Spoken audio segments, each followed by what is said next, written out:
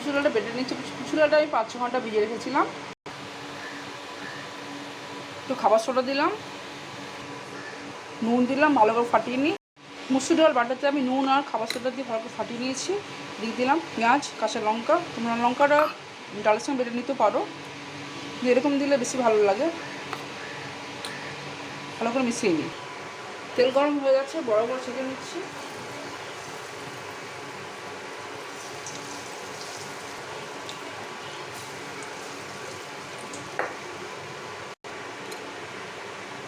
দিলাম 5 ফোড়ন, একটু দিলাম পোস্ত বাটা,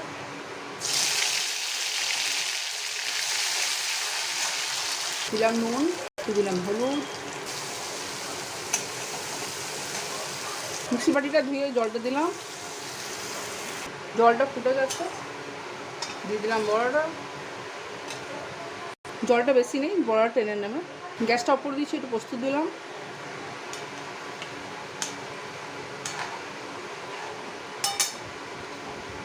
দিলাম কাঁচা লঙ্কা, একটু তেল দিলাম, কাঁচা তেল। একটুখানি ঢেকে রাখবো। মুসুর ডাল পোস্ত, মুসুর ডালে বড় পোস্ত রেডি।